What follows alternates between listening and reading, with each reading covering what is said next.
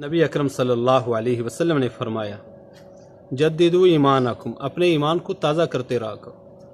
قیل یا رسول اللہ کیف نجدد ایماننا، صحابہ کرام نے عرض کیا، اللہ کے رسول کیسے ہم اپنے ایمان کو تازہ کیا کریں؟ فقال، کیا فرمایا؟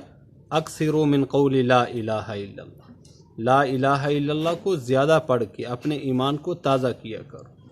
یہ کلمہ ایمان ہے، یہ کلمہ اسلام ہے، اس کے ساتھ آدمی اسلام میں داخل ہوتا ہے، اور یہ کلمہ ایمان ہے کہ یہ کہنے سے آدمی کا ایمان تازہ ہوتا ہے۔ اس لیے اس کلمے کو اپنی زندگی کا مقصد بنائیں اور مطلب بنائیں۔ ایک حدیث پاک میں آتا ہے، الایمان بضع و سبعون شعبۃ، ایمان کی 70 سے زیادہ شاخیں، فافضلها قول لا الہ الا اللہ، جن میں سے سب سے افضل وہ کیا ہے؟ لا الہ الا اللہ کہنا ہے۔ وَأَدْنَاهَا إِمَاطَةُ الْأَذَى عَنِ الطَّرِيقِ، اور سب سے کم درجہ راستے میں سے تکلیف دہ چیز کو ہٹا دینا ہے۔ وَالْحَيَاءُ شُعْبَةٌ مِّنَ الْإِيمَانِ، اور حیا بھی ایمان کا ایک بہت بڑا شعبہ ہے۔ اگر اس لا الہ الا اللہ سے افضل کوئی کلمہ ہوتا تو اللہ تعالیٰ اسلام میں داخل ہونے کے لیے اس کو پڑھنا ضروری کر دیتا۔ اس لیے اس سے پتہ چلتا ہے کہ اس سے افضل اور مرتبے والا اللہ کے ہاں کوئی کلمہ نہیں، اس لیے اللہ تعالیٰ نے مسلمان ہونے کے لیے اس کلمے کو لازم قرار دے دی۔ اول ما یحاسب بہ العبد یوم القیامۃ الصلاۃ، سب سے پہلے قیامت والے دن جس چیز کے بارے میں بندے سے پوچھو گی وہ نماز ہے۔ اذا صلحت صلح سائر عملی، نماز صحیح نکلی تو سارے اعمال صحیح نکلیں گے۔ وَإِذَا فَسَدَتْ فَسَدَ سَائِرُ عَمَلِهِ، اگر نماز خراب ہو گئی تو سارے کے سارے اعمال ہی خراب ہو جائیں گے۔ دار و مدار نماز کے اوپر ہے۔ من فاتتہ صلاۃ فکأنما وطر اہلہ ومالہ، جس آدمی کی ایک نماز بھی فوت ہو گئی ایسی ہے جیسے اس کے مال و دولت، گھر بار سب کچھ چلا گیا، ختم ہو گیا، برباد ہو گیا۔ یعنی جتنا خسارہ اس حالت میں ہے اتنا ہی نماز کے چھوٹنے میں ہونا چاہیے۔ حضرت عمر رضی اللہ عنہ، ان کے جب خنجر مارا گیا پیٹ کے نیچے تو جو کھاتے پیتے تھے نکل جاتا تھا، اکثر اوقات بے ہوش رہتے تھے، لیکن جب نماز کا وقت ہوتا تو ان کو نماز کے بارے میں کہا جاتا تو فرماتے ہاں ہاں، کوئی حصہ نہیں اس شخص کا اسلام میں جو نماز ادا نہ کرتا ہو، جو نماز ادا نہ کرے۔ اس حالت میں اٹھ کر نماز پڑھتے۔ خود نبی اکرم صلی اللہ علیہ وسلم اپنی بیماری کے دنوں میں بار بار وضو فرماتے تھے، بار بار غشی طاری ہو جاتی تھی، آخر کار وضو فرما کے 2 آدمیوں کے کندھے پہ سہارا لے کر مسجد میں تشریف لے گئے، بتایا کہ اے میری امت کہیں نماز نہ چھوڑ دیں۔ من سلک طریقا یلتمس فیہ علما سہل اللہ لہ طریقا الی الجنہ، جو شخص علم حاصل کرنے کے لیے کوئی راستہ اختیار کرتا ہے اللہ تعالیٰ اس کے لیے جنت کا راستہ آسان فرما دیتا ہے۔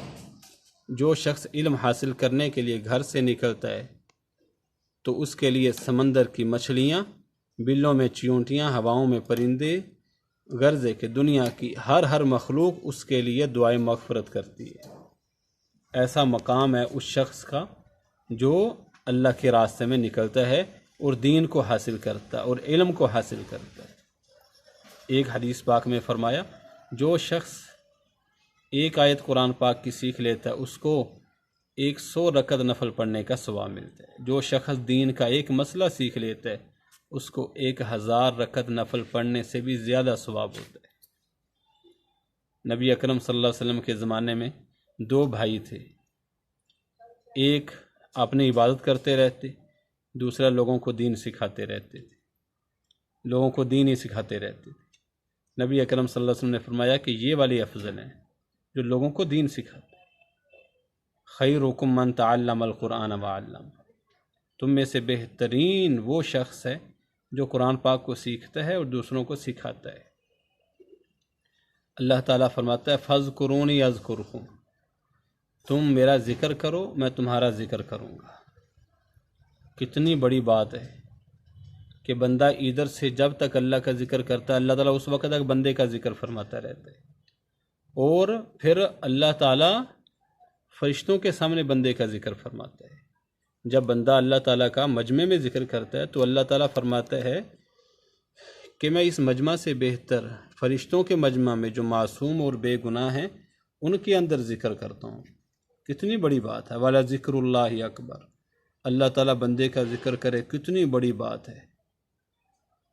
اس کی تفسیر علماء کرام نے یہ بھی بیان کی ہے کہ اللہ بندے کا ذکر کرے، کتنی بڑی بات ہے۔ اور جو شخص اللہ تعالیٰ کا ذکر کرتا ہے اس کی مثال، اور جو ذکر نہیں کرتا اس کی مثال زندہ اور مردہ کی سی ہے۔ کہ ذکر کرنے والا زندہ ہے، ذکر نہ کرنے والا مردہ ہے۔ وہ زندہ بھی سمجھ لے مردہ ہے۔ تو اس لیے اللہ تعالیٰ کا ذکر کیا کریں کثرت کے ساتھ، اور ایک تسبیح صبح استغفار کی، ایک تیسرے کلمے کی، ایک درود شریف کی صبح، اور یہ 3 تسبیحات شام کو اپنی زندگی کا معمول بنا لیں۔ طوبی لمن وجد فی صحیفتہ استغفارا کثیرا، مبارکبادی ہے اس شخص کے لیے جس کے نامہ اعمال میں قیامت والے دن استغفار زیادہ ہوگا۔ حضرت سفیان ثوری رحمۃ اللہ علیہ کے پاس ایک آدمی آیا، حضرت میرے پاس اولاد نہیں، میں کیا کروں؟ فرمایا استغفار کرو۔ دوسرا آدمی آیا، حضرت ہمارے قحط ہے، بھوک ہے، کیا کریں؟ آپ نے فرمایا کہ استغفار کرو۔ تیسرا آدمی آیا، اس نے اپنا مسئلہ بیان کیا، تو انہوں نے فرمایا کہ استغفار کرو۔ تو پاس بیٹھنے والوں نے پوچھا، حضرت چاروں کے مسئلے الگ الگ تھے، آپ نے چاروں کو ایک ہی بات ارشاد فرمائی۔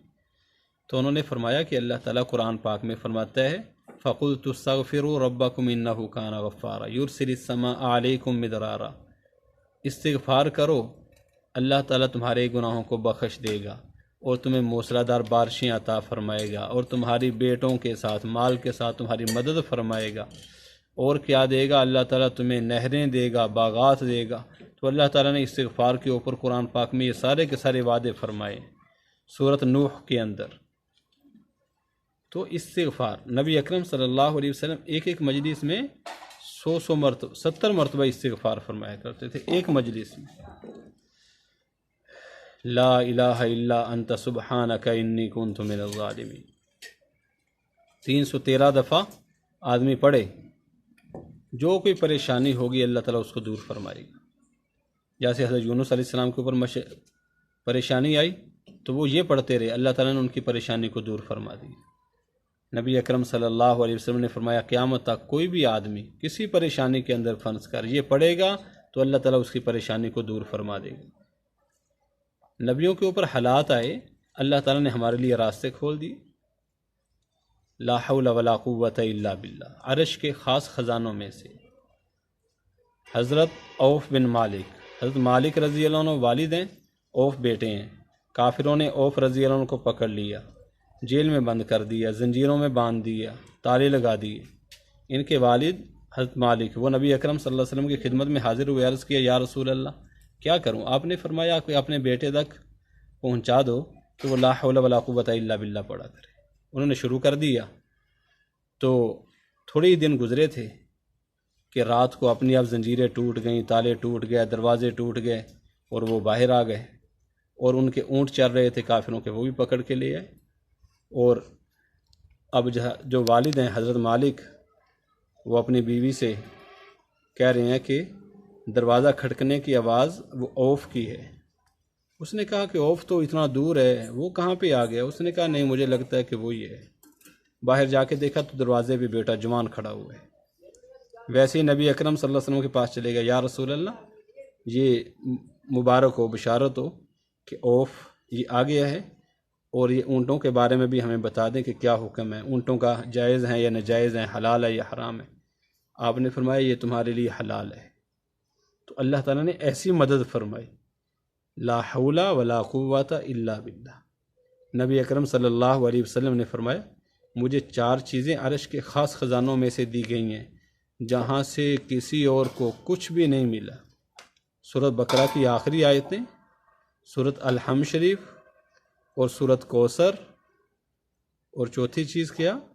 آیت الکرسی۔ یہ عرش کے خاص خزانوں میں سے ہیں، اس لیے ان کا ہم لوگ اہتمام کیا کریں اور دوسروں کو بھی دعوت دیا کریں۔